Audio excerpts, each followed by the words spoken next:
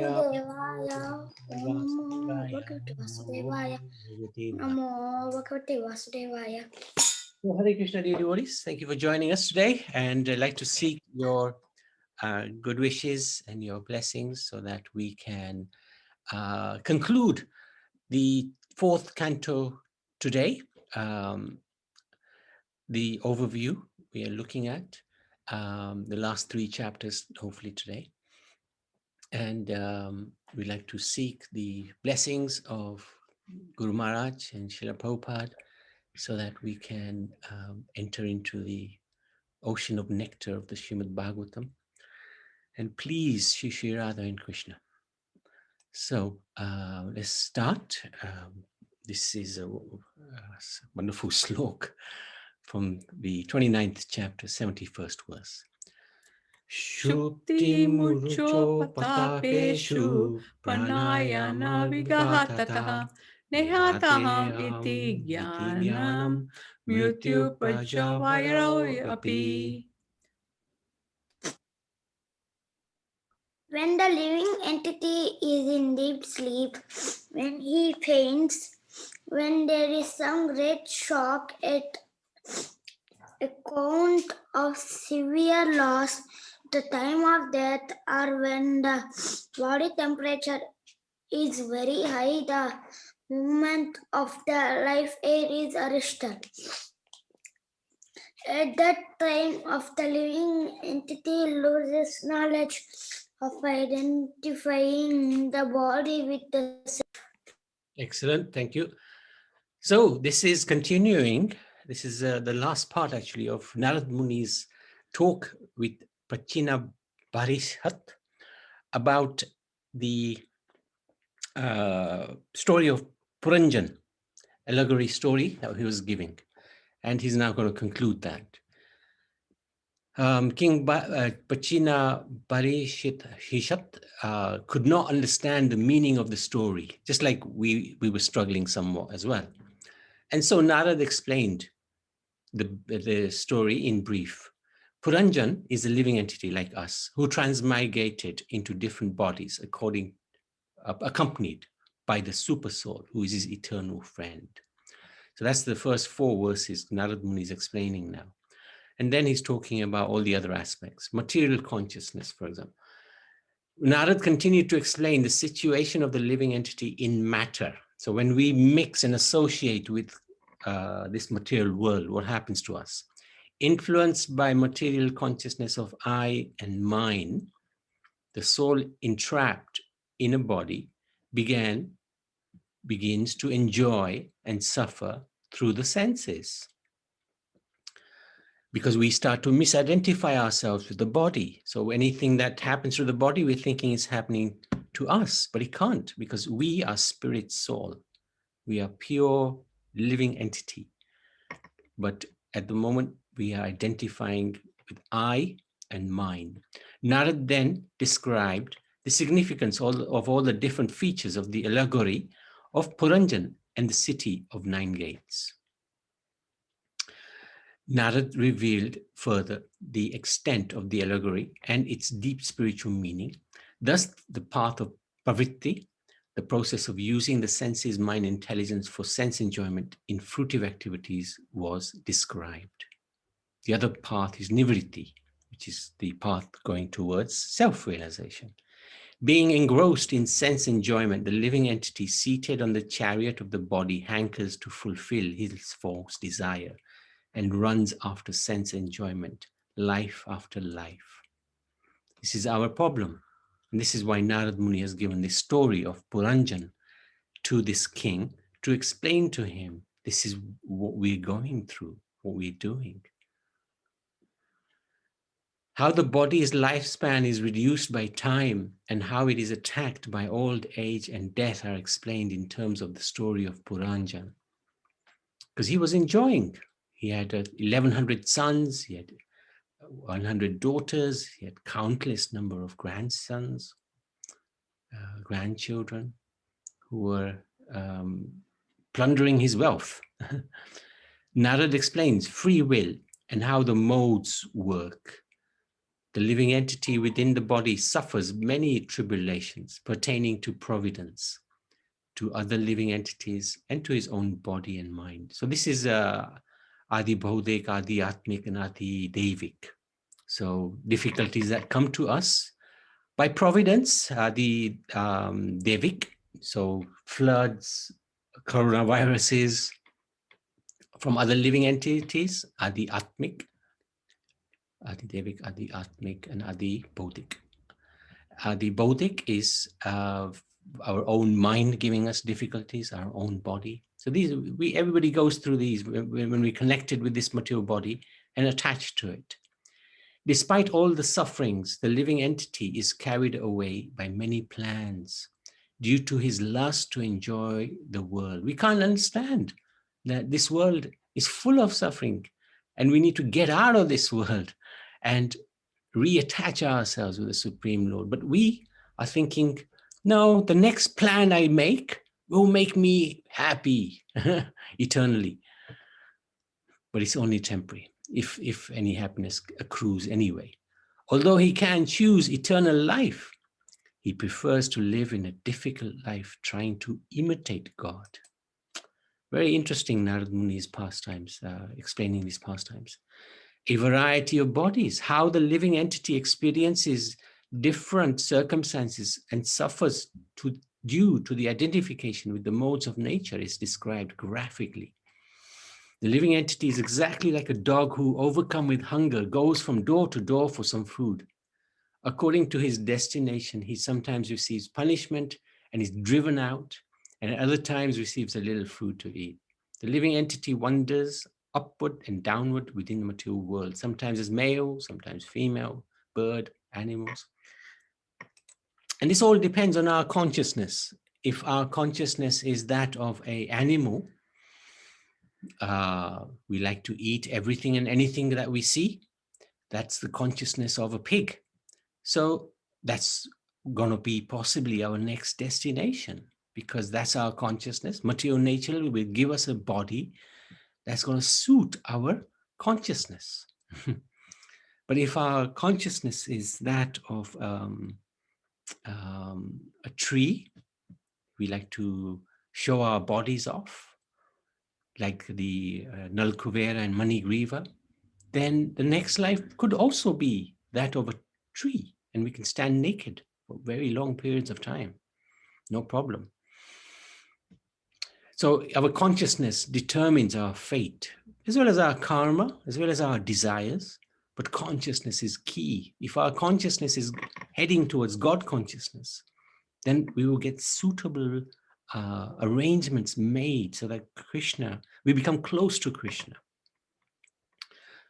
The importance of giving up fruitive activities is stressed, as it is the need for the waking up of our eternal relationship of service to the Supreme Personality of Godhead as the only remedy for suffering. Atonement for sins does not destroy the desire to sin. So this is going to come up again and again in the next few cantos. And then Parikshit Maharaj questions Sukadev Goswami. And we'll see that when that comes. It's a very interesting part of the Bhagavatam. So we commit sins and we think, you know what? I'll get away with it because I'll atone for my sins.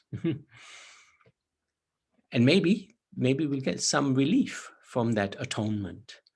But the desire to sin is still there. We haven't got rid of the desire to sin. But what can get rid of the desire to sin is re-establishing our relationship with the Supreme Lord. That can get rid of that desire. Oh. So Narad urges King Parichinabharishat to renounce all fruitive ritualistic activities.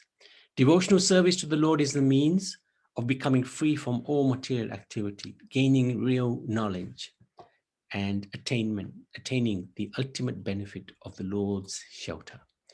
When a person is fully engaged in devotional service, he is favored by the Lord, who bestows his causeless mercy.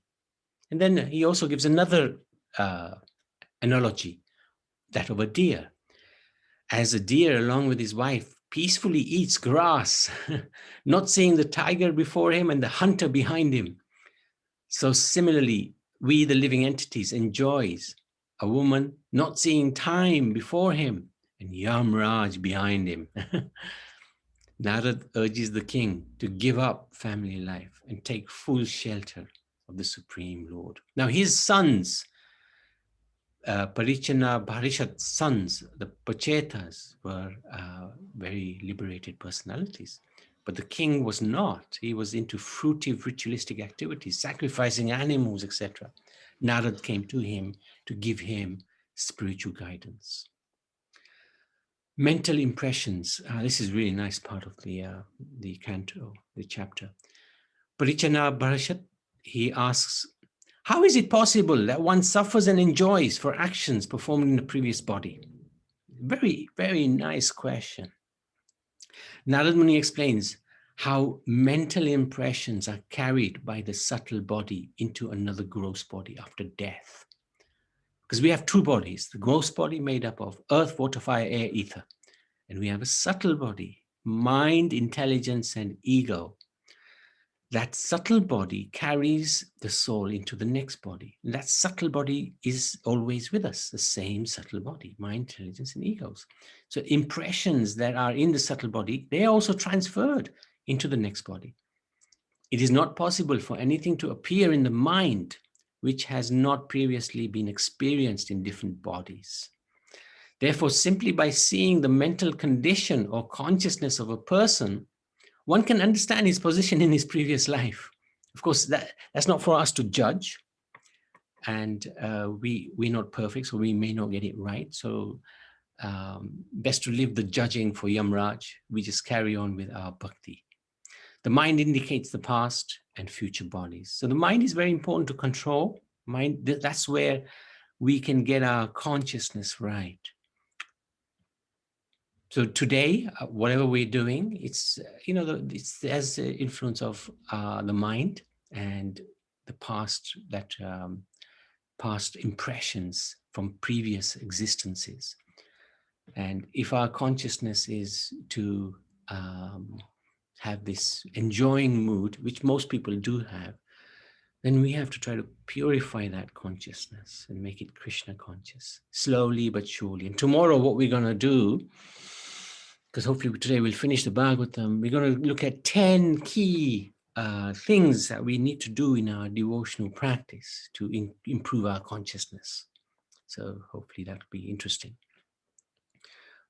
Oh, still going on this chapter. Huh? While transmigrating through various bodies, the soul experiences different types of so-called enjoyment, limitation, fear, and happiness and unhappiness. This is because the mind is a reservoir of all kinds of desires. Therefore, Narad instructs that one should always engage himself in bhakti of the Supreme Lord. Krishna consciousness means constantly associating with the Supreme Lord in such a mental state that the devotee can observe the cosmic manifestation as the Lord does. So we should try to understand this. This world is not just made out of a big explosion, the Big Bang theory, and how wonderful laws of evolution that the scientists would have us believe.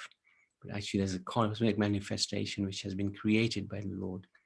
And we have to also appreciate this incredible creation, as the Lord does as well, as himself. After giving an invitation to the king, Narad returns to Satyalok. Prachina Bharishat then leaves for Kapil Ashram. He's understood what Narad Muni has told him and his sinful ways. He's willing to change. This is the beauty of devotees. They can completely transform our consciousness. So he went to Kapil Ashram to perform austerities and devotional service to the Lord. Thus the king became liberated and situated in his eternal constitutional position. Anyone who hears this narration will also attain liberation and go back to the spiritual world. It's just a question of time. Everything happening within time, which consists of past, present, and future, is merely a dream. This is a secret understanding in all Vedic literature.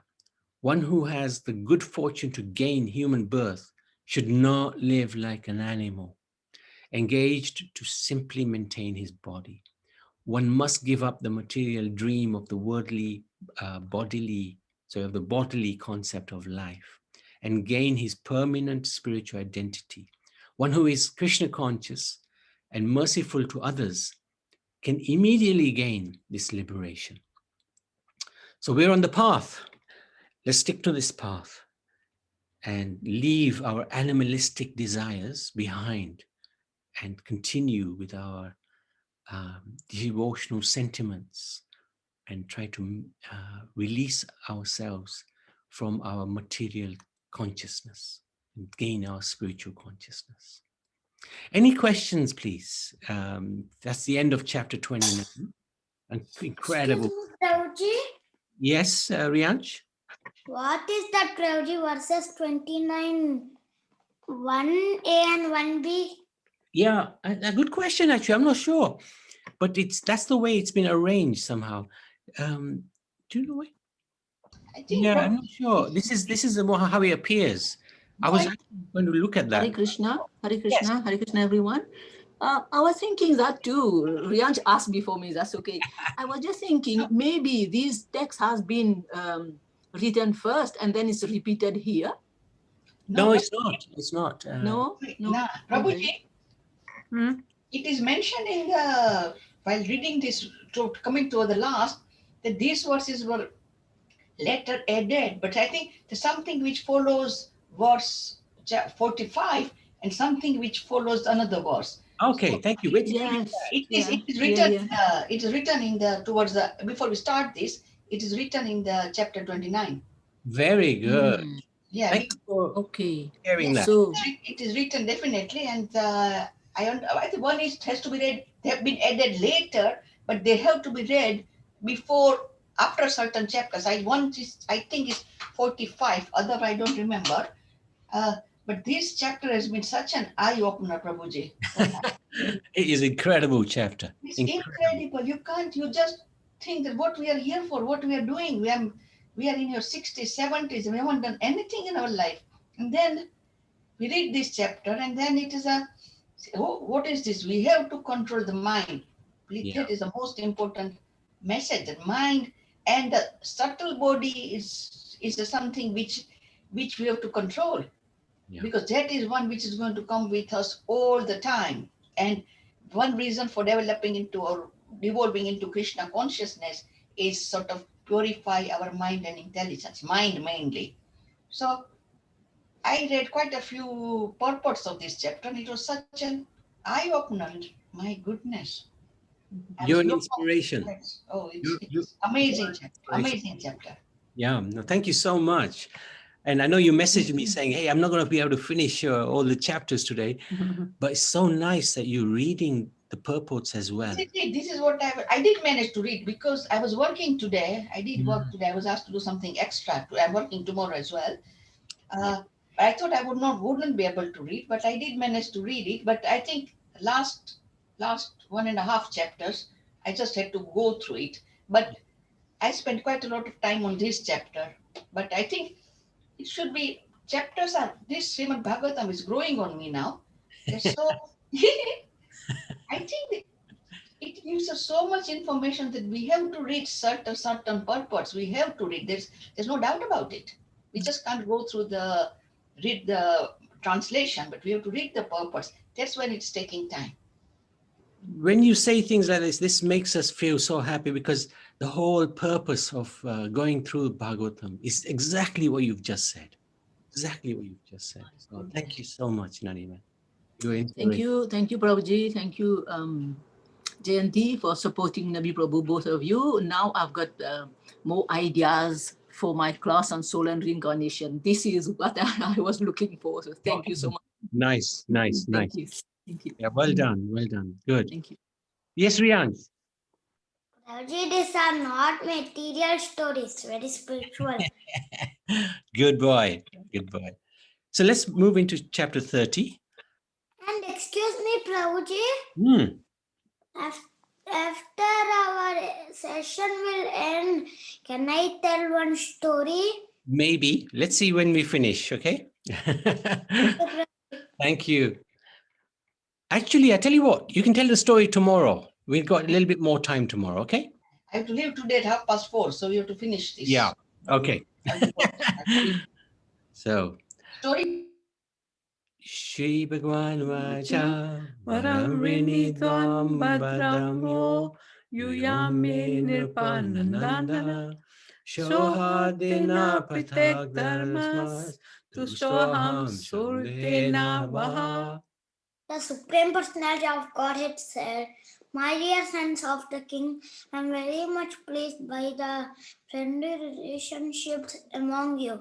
All of you are engaged in one occupation, devotional service.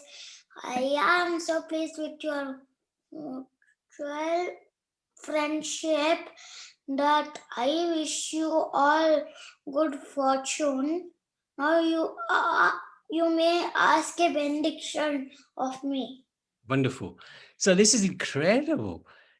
Vishnu comes to the Pachetas. So we're back to the Pachetas again in this verse, in this chapter. And Vishnu is pleased with them. He comes and sees them. What does he say to them?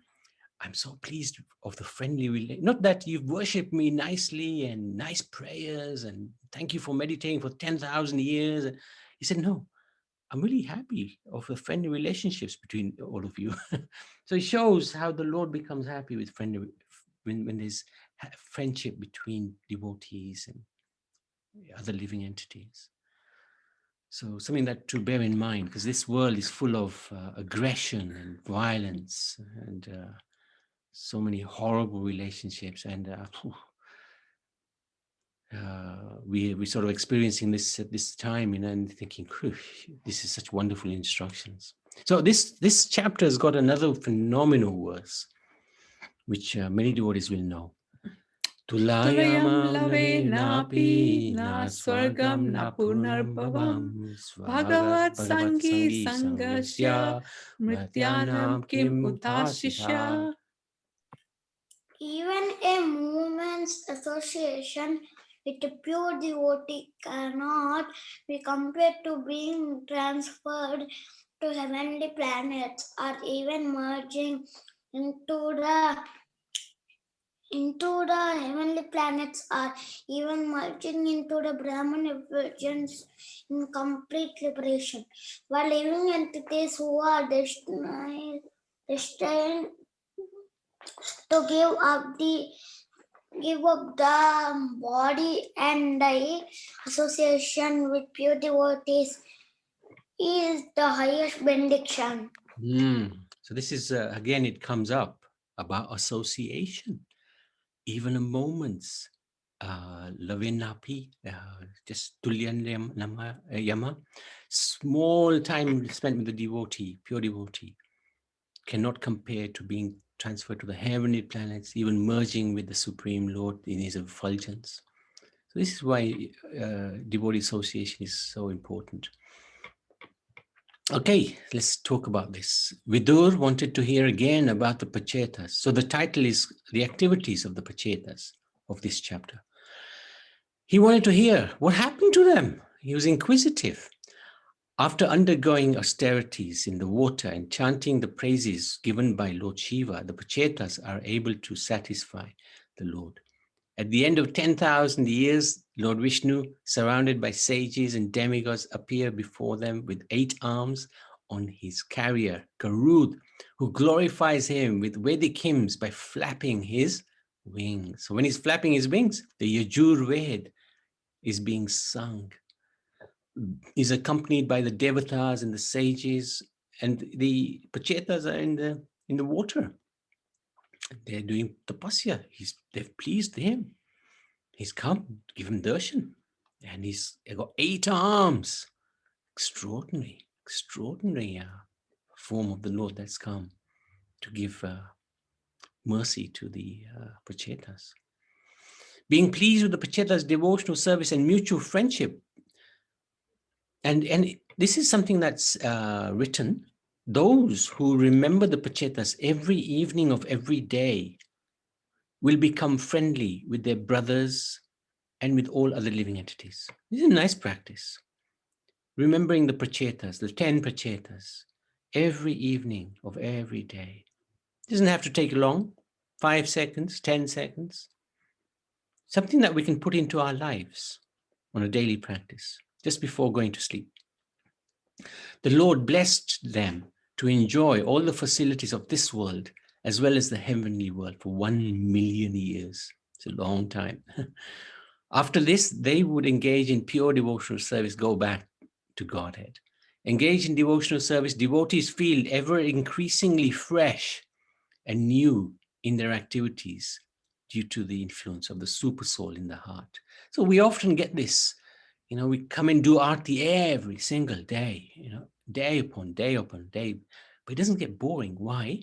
Because of the influence of the super soul. We're doing bhakti and it becomes ever increasingly fresh and new. The Lord loves the devotees. The prachetas offer their obeisances and express their gratitude for how the Lord removes all miserable conditions for his devotees.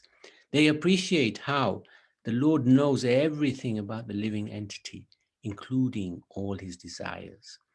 So the prachetas, they're very nicely glorifying the Supreme Lord. Although they are completely satisfied simply by having met the Lord, what did they ask for?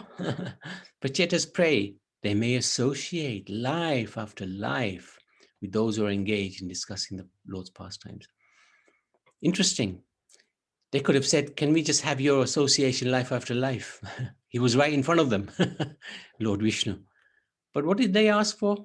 They wanted association of devotees. Like we read in that verse at the beginning, even a moment's association with a devotee is so powerful. Oh yeah, here it is again. Worth reading again and again. Even a moment's association with a pure devotee cannot be compared with being transferred to heavenly planets or even merging into the Brahman effulgence in complete liberation. For living entities who are destined to give up the body and die, association with pure devotees is the highest benediction. I think it's an amazing verse. Whenever devotees discuss the Lord's activities, members of the audience forget all kinds of material desires and are no longer envious of one another, nor do they suffer from anxiety or fear. Therefore, liberated souls chant the holy names of the Lord again and again. After the Pacheta's prayers, the Lord departed, showing his detachment. If you recall, one time, it was King Prithu. He was doing the sacrifice and he pleased the Lord. Vishnu came and Vishnu was about to leave. And Prithu was offering beautiful prayers. And Lord Vishnu decided, okay, I'm not going to leave, I'm going to stay. But in this case, the Lord departed, showing his detachment. When the Pachetas emerged from the sea, they saw very tall trees that had overgrown the entire earth. They'd become so large, those trees. They actually even hid the heavenly planets. Just imagine. Wanting to clear the earth for agriculture, they became angry and emanated fire and air from their mouths to destroy the trees. At that time, Lord Brahma, seeing their anger and seeing the fire, comes and he pacifies them and instructs the trees. So he's giving information to the trees to give the Pachetas the girl Marisha. And there was a pastime that's already, I think it's also said in the how this girl comes about. And she was looked after by the trees, especially actually the moon god Soma gave her nectar to drink when she was little, and the trees would look after this girl, beautiful girl. And Lord Brahma instructs the trees to give the girl to the Pachetas, from whom will be reborn, Daksha. And we've talked about Daksha before, a great soul actually, Daksha. So that happened. Thereafter, Daksha takes birth from Marisha. Okay, let me move on, unless there's any questions. Let's move on. Yadadishtam Bhagavata Sivena Doksha Jane Kakcha Tadvageshu Pashatanam Prayasha Shakti Prabhu. Oh Master, may May we inform you that because of our being overly attached to family affairs, we almost forget the instructions we receive from Lord Shiva and Lord Vishnu. So this is now the final chapter, and it's called The Activities of the Pachetas. After enjoying family life for many years, the Pachetas left home to practice yoga. By good fortune, they met Narad and inquired about about transcendental knowledge, revealing that being overly attached to family life, they almost forgot the instructions they received from Lord Shiva and Lord Vishnu. But actually, this is their humility, because the Pachetas were actually highly spiritually advanced. But they did enjoy, as the Lord blessed them to enjoy in family life for long periods of time. And this is also a danger that they're giving us, alerting us to, that if we get so engrossed in family life, it's easy to forget the Lord. It's easy to forget devotional service. So sometimes you have to take a step back from family life. What is the mission of my life? What is the purpose of my existence? So this is one of the things that Pacheta's pastime instructs us. Narad, he urged Pachetas to engage in bhakti to please the Lord, who is the goal of all auspicious practices. A civilized human being has three kinds of births. By a pure mother and father, this birth is by semen. That's the normal birth. And we're talking about civilized, so the father and mother need to be somewhat pure. Second type of birth, when one is initiated by the spiritual master and given the holy name, this is Savitra. The third birth, Yagnika, takes place when one is given the opportunity to worship Lord Vishnu. And that generally, we take that as the Brahmin initiation. So that time the spiritual master gives, in this sampradaya, he gives the Gayatri mantra, and you're allowed to worship the deity form, Archvigraha of the Lord. Since the Lord is the root of all existence, worshipping him is like watering the root of a tree, or also it's like food given to the stomach, which enlivens the senses and the limbs. You could argue that with the tree, you could possibly water the branches, water the leaves, and the water will fall off, and the tree will get some benefit. So, but the stomach, you can't give the food to the senses and the limbs.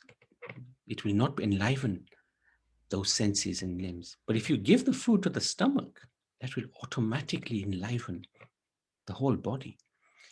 So in the same way, when the Lord is pleased, then the whole creation is nourished. The Lord is the original cause of everything, and yet is beyond this material nature. And the example is given, the sun is beyond the clouds, but it is the cause. The material cause of the clouds is the sun. But the sun does not remain, he remains unchanged.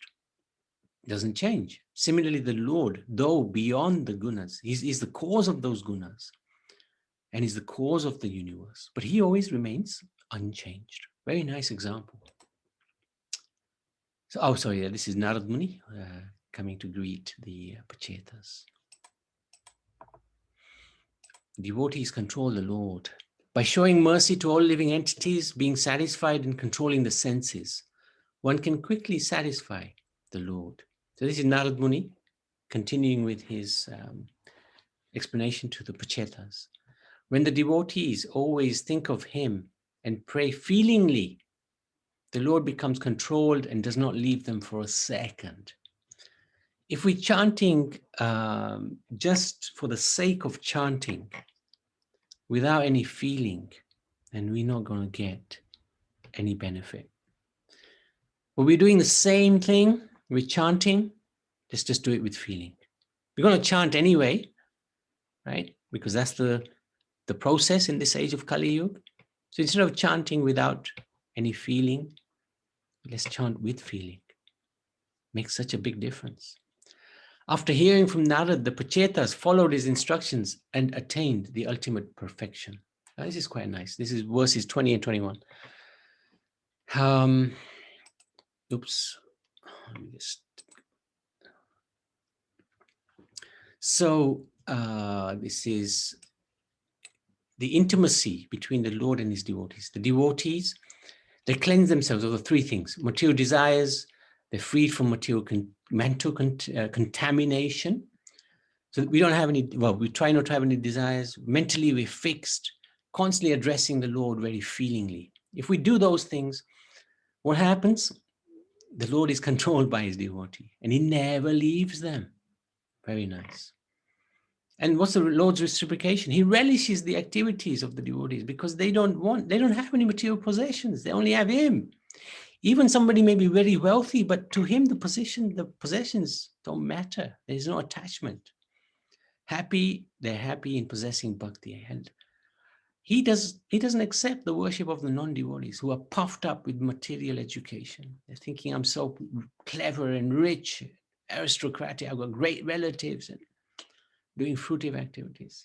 They're puffed up. He doesn't care for them. And often these people will also deride the devotees. So this is quite a nice 20 and 21. So coming towards the end, upon hearing the transcendental messages of the Lord and his devotees from the great sage Maitreya, Vidur was overwhelmed with ecstasy.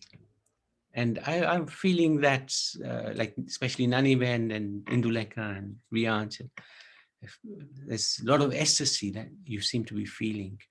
And a little mood like of Vidur. He was overwhelmed with ecstasy. With tears in his eyes, he fell down at the lotus feet of his guru, Maitreya Rishi. He then fixed the Supreme Personality of Godhead within the core of his heart. Vidur then offered obeisances unto the great sage Maitreya Rishi, and after taking his permission, departed for the city of Hastinapur. Saintly persons don't visit family out of material desire. So he went back to his place where he lives, to see his family, but he doesn't go there to fulfill material desires. But he goes there to deliver them. This is the point about saintly persons. Vidur's purpose was to deliver Dhritarashtra from the clutches of Maya. That's exactly what he did. So that's the end of the Canto 4.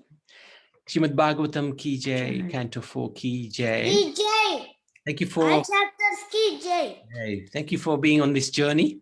And I'd like to... What a nice journey, Prabhuji. Nice journey, yeah. Any questions, any comments?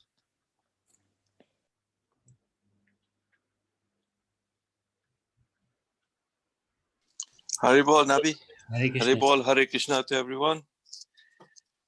Jai. Srimad Bhagavatam ki jai. Srila Prabhupada ki jai. Yeah, amazingly that we've come to the end of fourth canto, you know. It's quite a journey and it's been wonderful to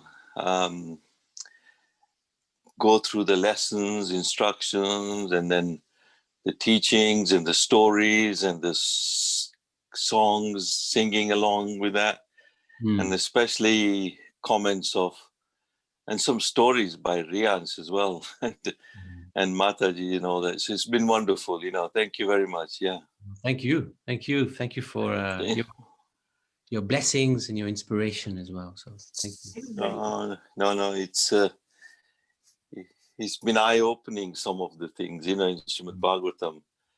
And it's amazing the amount of instructions, you know, especially when these chapters, when in the Kamataji and they're saying how much they've gained, didn't realize how Puranjana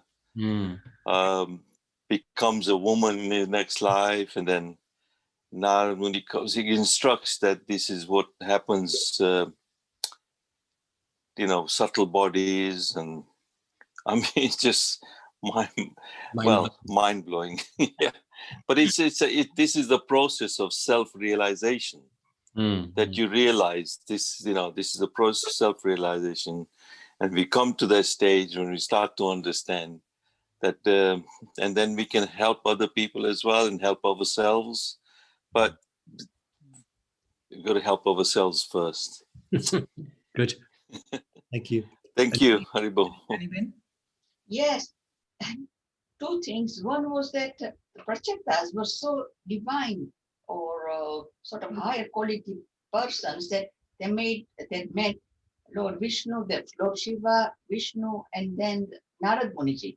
So they must have, and also the other thing that because they become engrossed in their family life, they forgot what the blessings they got from Lord Shiva and Lord Vishnu, which I think can happen to anyone, isn't it?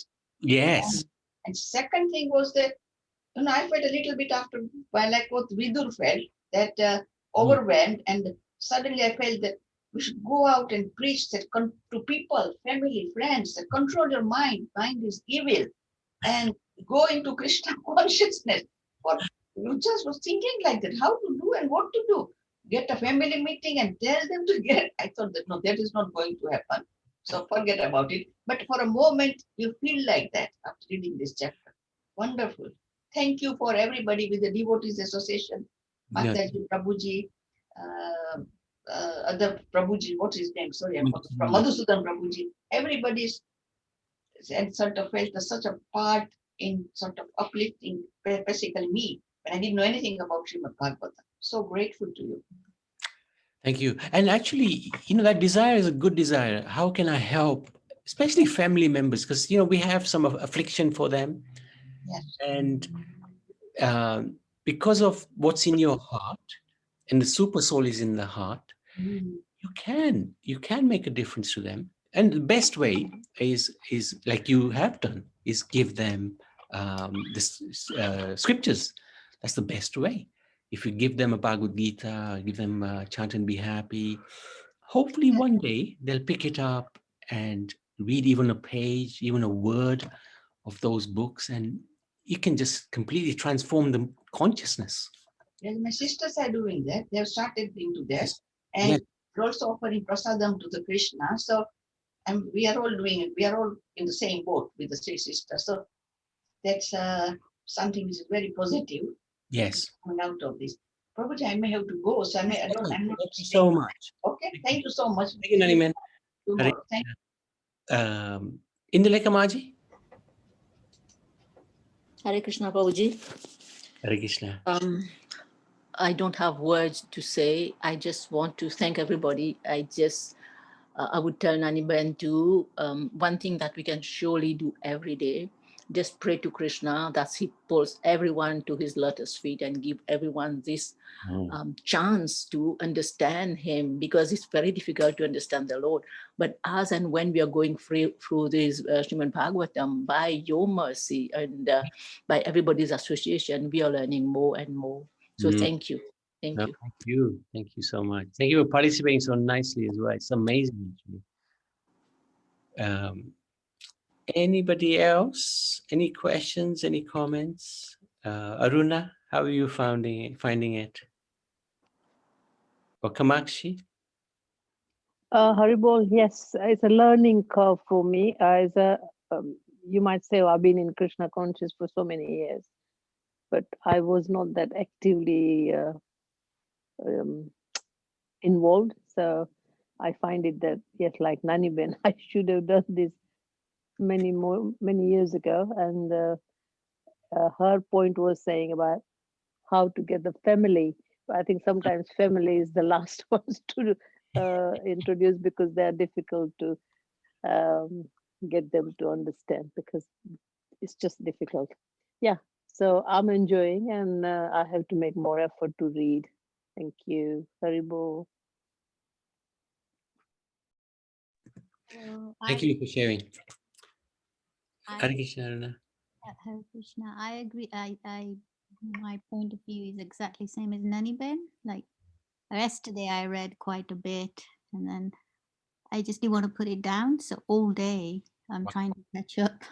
Wow. I had this really bad headache, but today I just took it easy. But what I read yesterday, I would like to read it again because I'm so intrigued. Yeah. No, thank you.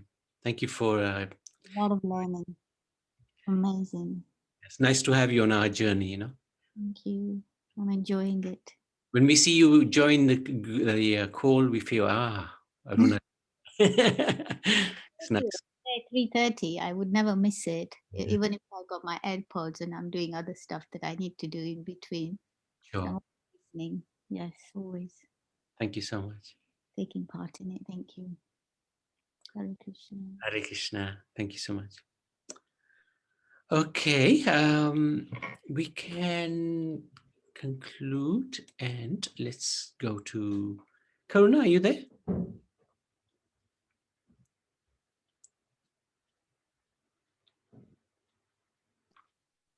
Yes, Prabhu.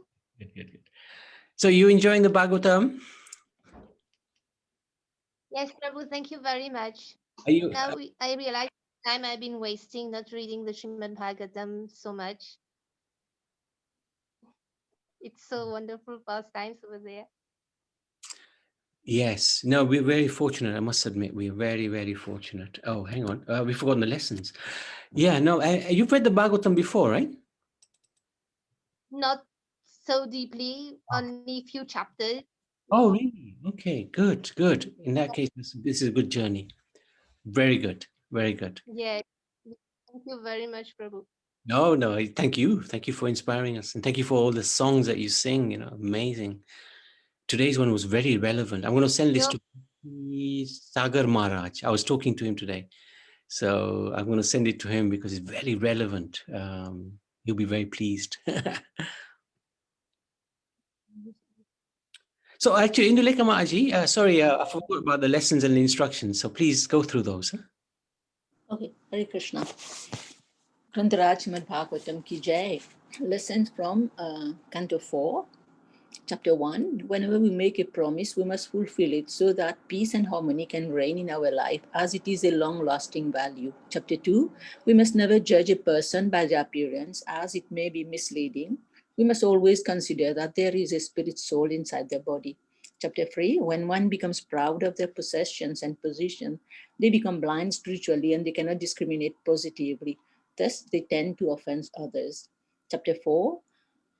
People who are envious and who offend devotees, taking them to be materialists, gradually but surely falls down. Chapter 5, the Supreme Personality of Godhead never tolerates the insult of his devotees. He personally comes to punish the miscreant. Chapter 6, whenever we offend a person knowingly or unknowingly, we must seek forgiveness from them and try to render some service to them. Chapter 7, when we are punished by our elders or gurus, we must take it as a blessing in disguise because they are just trying to put us on the right path. Chapter 8, when someone is serious in their endeavor, the Lord definitely helps them to fulfill their mission. Chapter 9, since the Lord is a cause of liberation from birth and death, we should take shelter of his lotus feet if we desire liberation from this material world. Chapter 10, whenever we are in distress, we need to chant the holy name more because the Lord's holy name is as powerful as the Lord himself.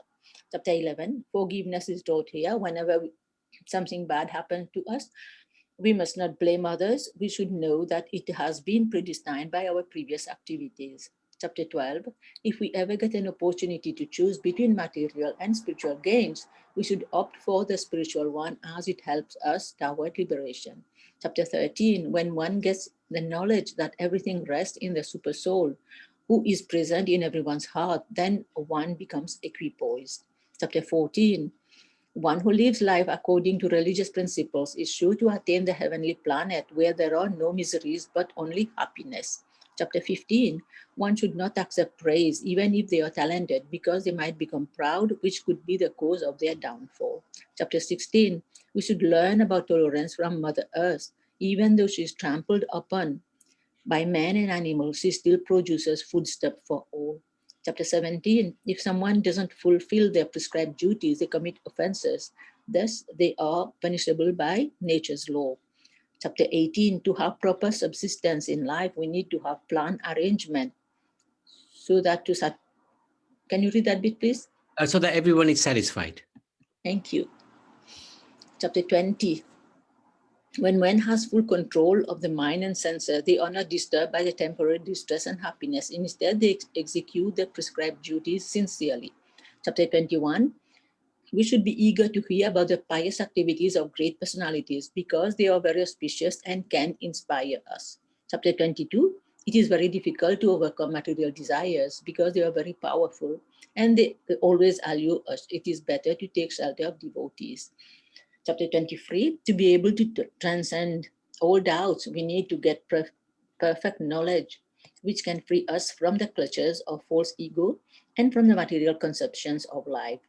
Chapter 24, if we render loving devotional service unto the Supreme Personality of Godhead, He will eradicate all fears and doubt from our heart. Thus, we will derive the benefit of cleaning our heart. Chapter 25, people who get entangled in material life, thinking that that is a goal of life, simply wander in different types of bodies without knowing the ultimate goal of life. Chapter 26, people who abide to Vedic scriptures do not become involved in fruitive activities. Instead, they attain liberation. Chapter 27, when one is overly attached to the fruitive activities and to family members. Please, can you read? They suffer more at the time of death. Yes, thank you. And uncontrolled mind and senses are the greatest enemies of the living entity. Brilliant. That is chapter 28. Yeah. Thank you, Prabhuji. Actually, oh, sorry, we missed chapter 19 because it was right at the top. Just say that one, chapter Okay, 19. we should beware of all godless atheists who wear the garment of sannyasi to mislead and cheat the innocent population. Yeah, important one. Yes, thank you. Thank you, Prabhuji. Thank you. So, Madhusun Prabhu?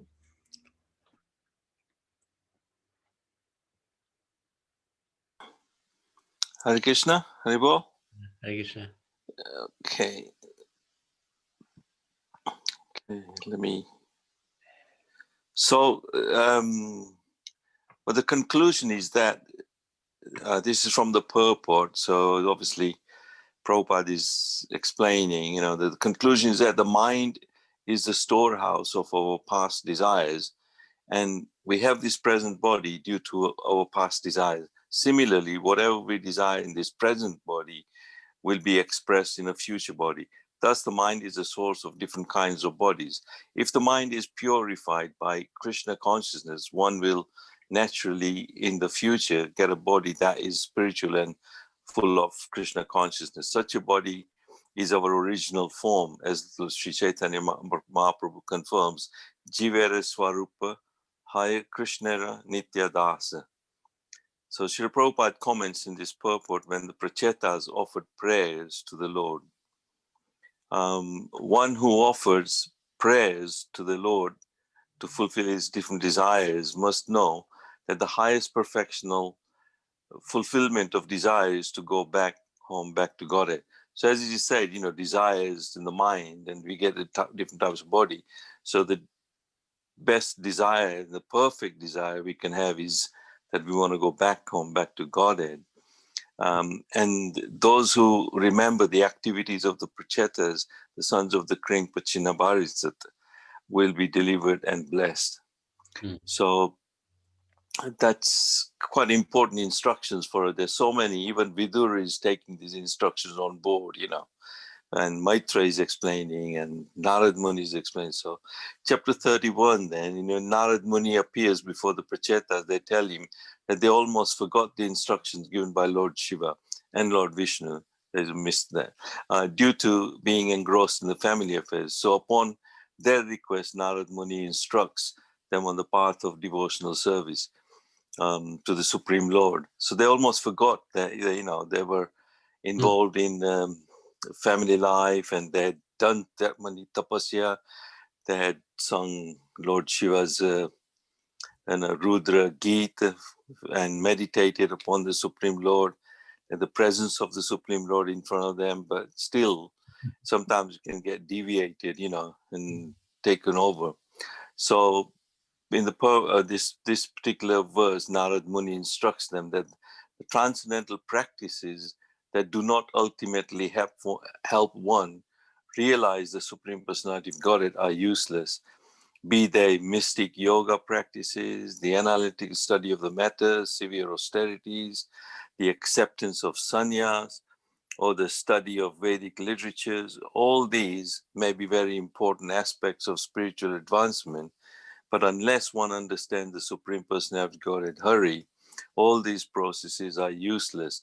So from this, we can see that, even in Bharat, and sometimes people just accept sannyas, there are yogis in the mountains. You see so many different practices. Some are jnanis, some are philosophical, all these things. But if it doesn't lead us and doesn't make us understand the Supreme Personality of Godhead, then everything is just useless. That's the Narad Muni's instructions.